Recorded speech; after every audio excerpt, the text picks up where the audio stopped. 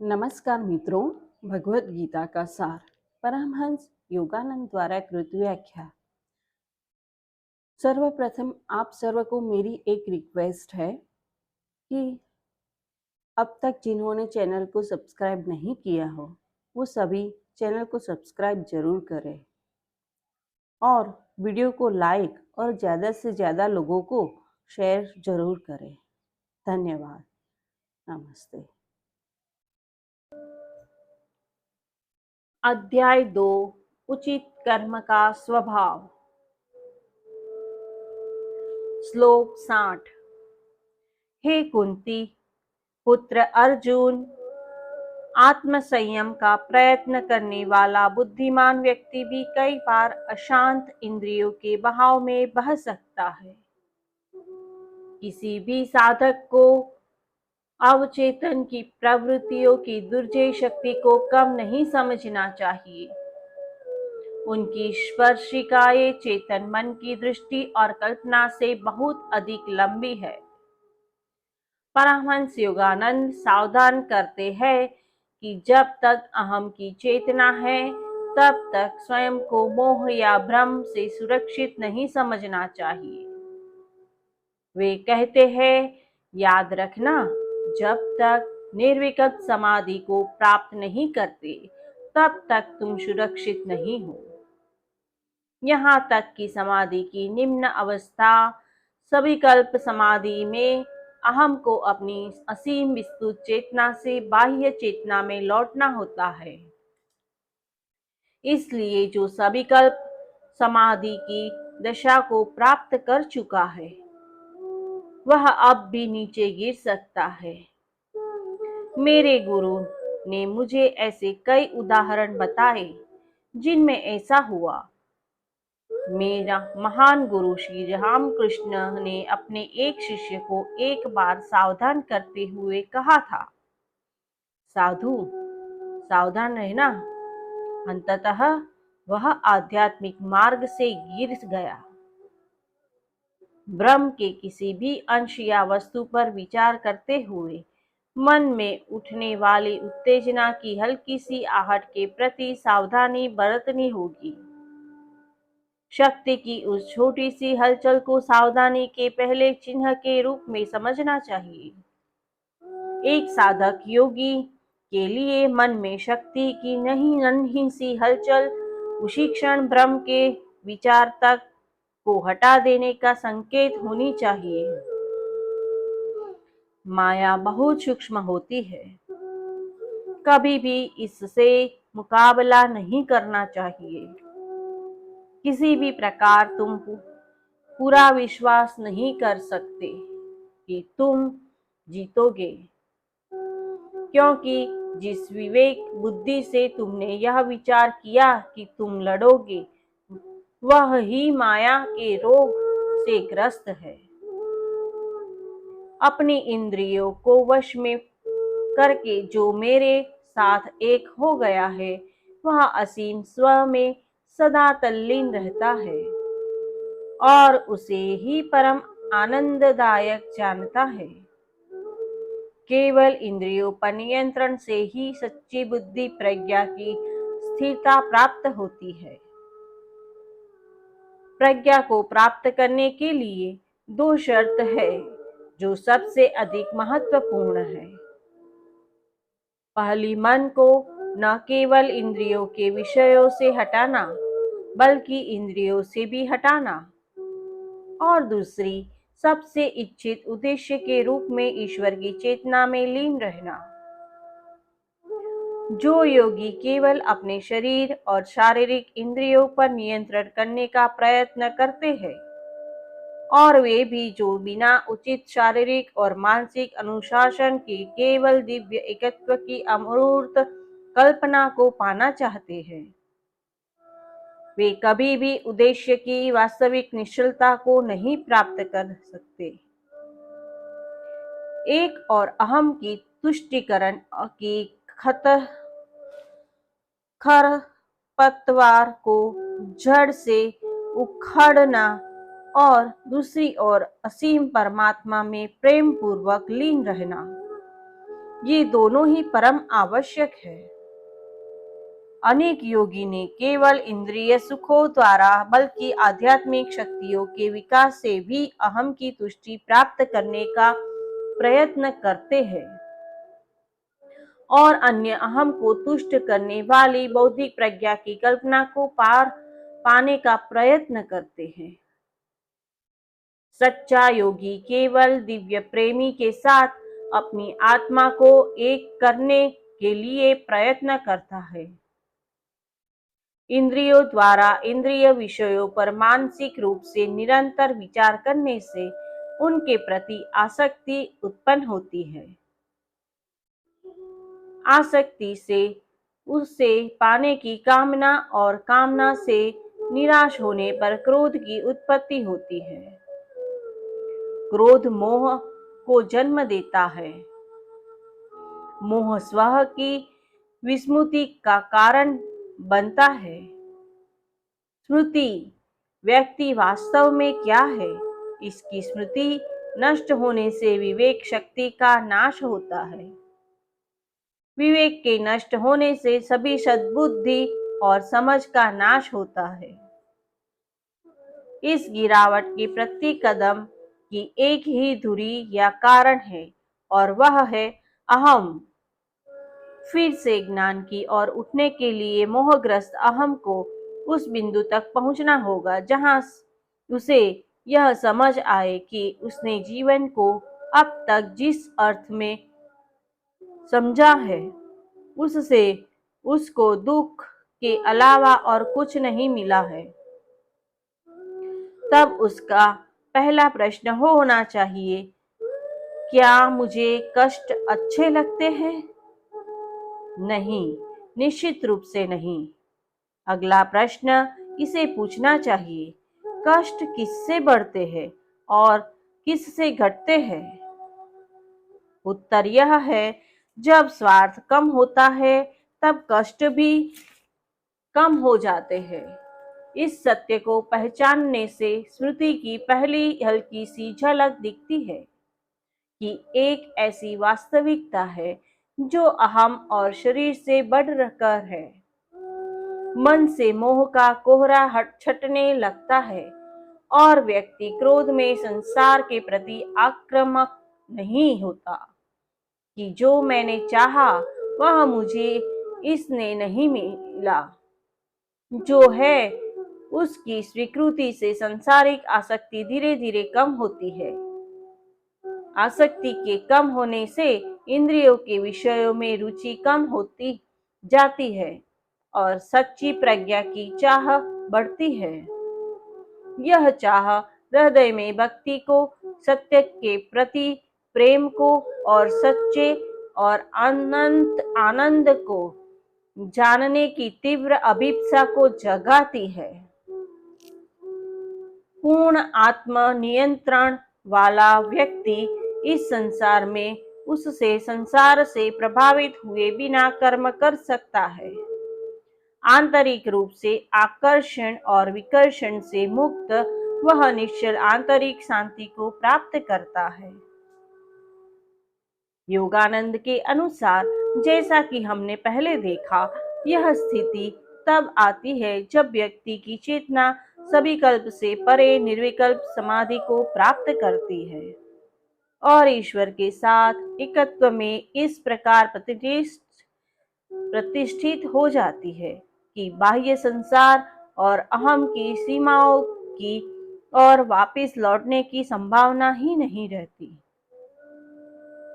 आत्म आनंद की प्राप्ति से दुख का हर आवेश लुप्त हो जाता है। आनंद से पूर्ण विवेक प्राप्त होता है और व्यक्ति की चेतना शीघ्र स्थिरता से स्व में प्रतिष्ठित हो जाती है। जिनकी चेतना प्रतिष्ठित नहीं है उनमें विवेक नहीं होता।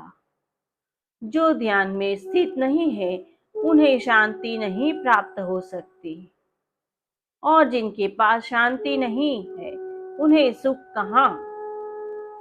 जिस प्रकार जल पर तैरती नौका झंझावात के द्वारा अपने मार्ग से उड़ा ली जाती है, उसी प्रकार इंद्रियों के प्रभाव की लहरों के द्वारा विवेक भी अपने मार्ग से हटा दिया जाता है, नष्ट हो जाता है।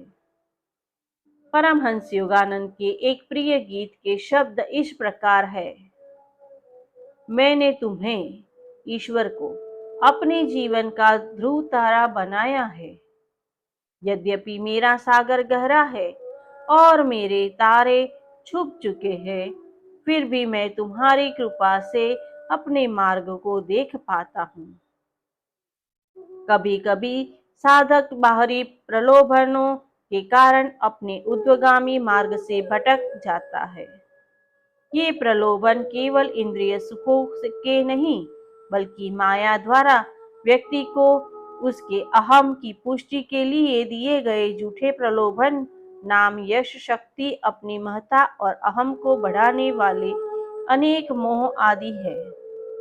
अपराध भाव और स्वयं पर दोषारोपण करने के बजाय इससे इसकी मोह के प्रति संवेदनशीलता बढ़ेगी या झुकाव होगा। उसे शांत भाव से पूर्व प्रतिष्ठित मार्ग पर वापस आ जाना चाहिए। इसकी संभावना सदा ही है कि मार्ग पर गलतियां होगी। साधक को उन्हें ईमानदारी और खुले दिल से स्वीकार करना चाहिए, कम से कम स्वयं से, और स्वयं से परेशान होने की गलती किए बिना उन्हें त्याग देना चाहिए।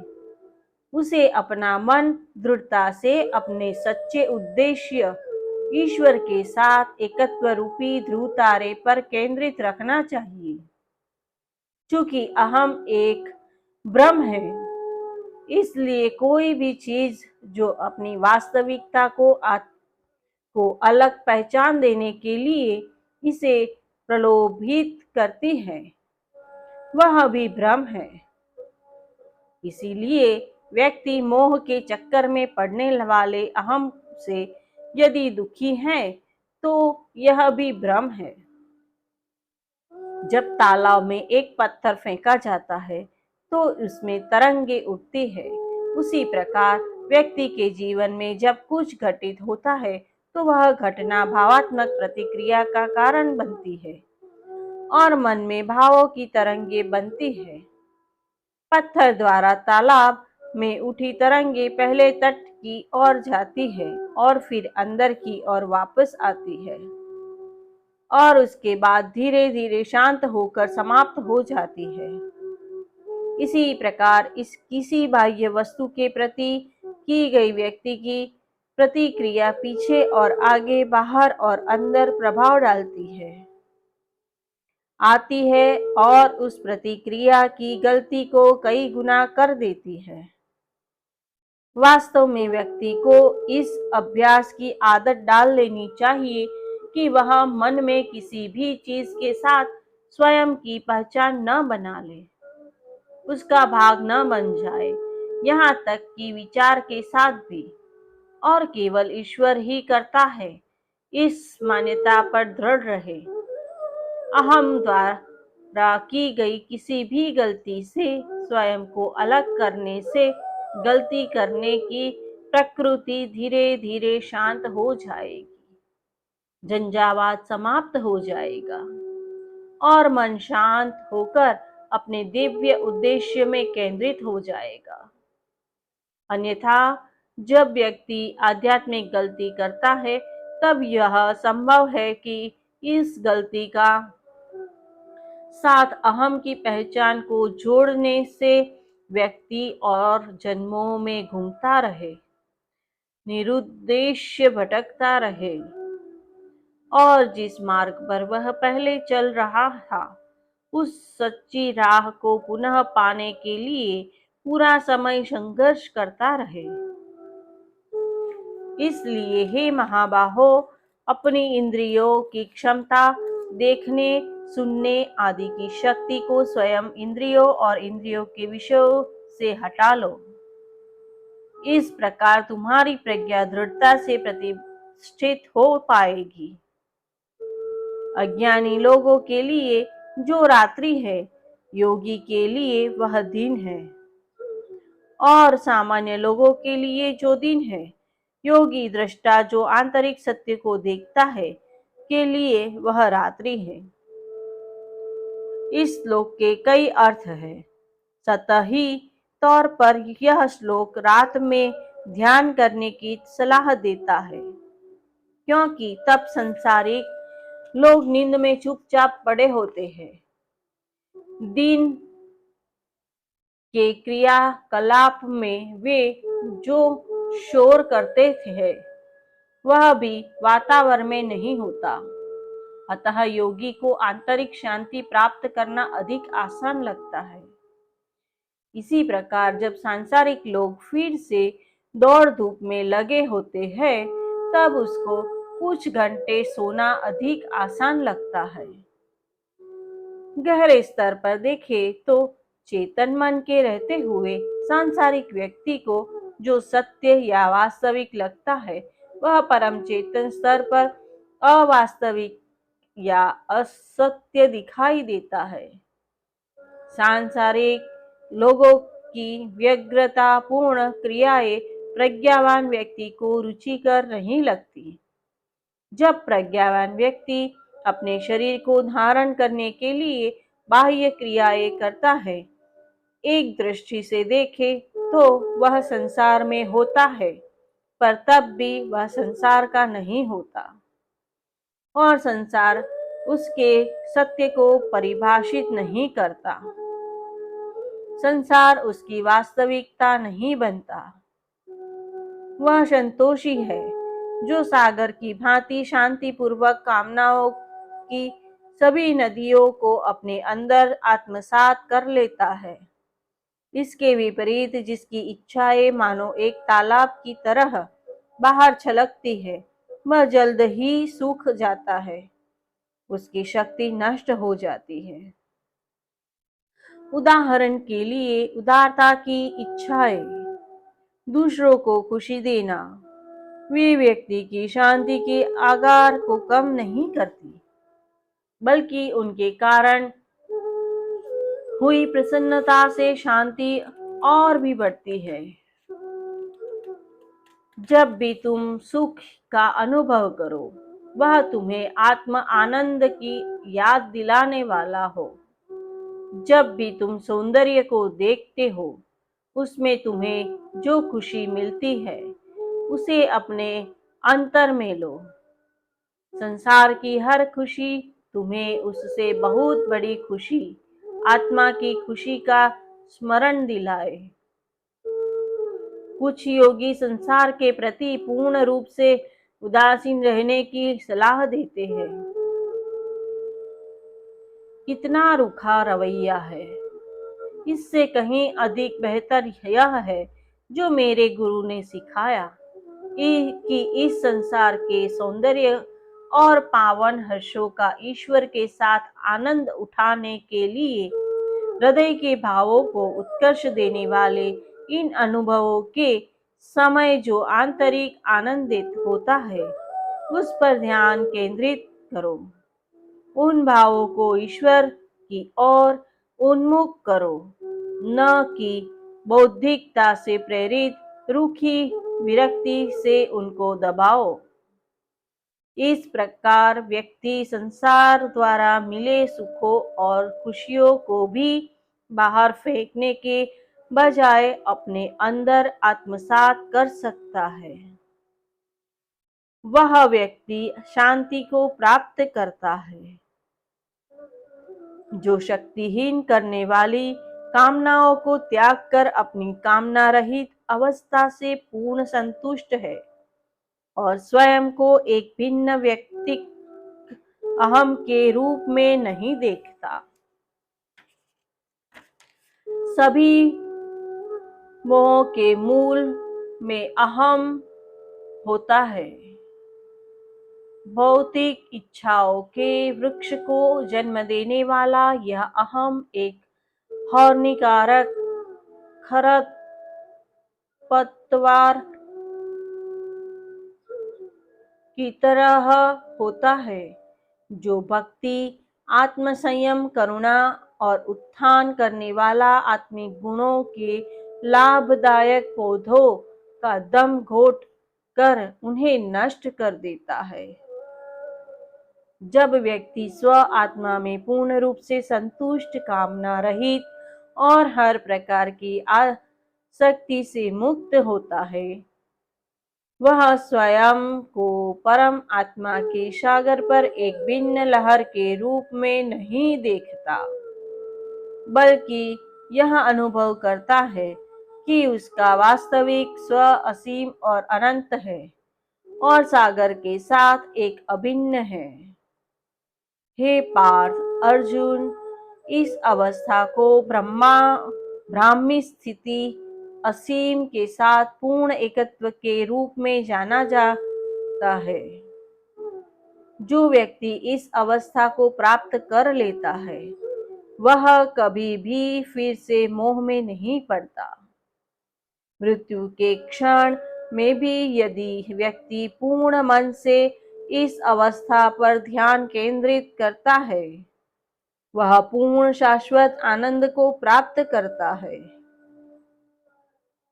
परमहंस योगानंद के क्रिया योग के प्रथम शिष्य डॉक्टर M.W. लुईस ने एक बार गुरुजी से पूछा, क्या आप मेरी इस दुविधा को दूर कर सकते हैं? क्या मोक्ष की अवस्था को व्यक्ति ब्रह्मा के इस एक दिन के लिए प्राप्त करता है, जब ब्रह्मा स्वयं को सृष्टि के रूप में अभिव्यक्त करेगा, तब हमें उस एकत्व से निकलकर क्या एक बार फिर इस पूरे लंबे संघर्ष का सामना करना पड़ेगा? गुरुजी ने उत्तर दिया, डरो मत।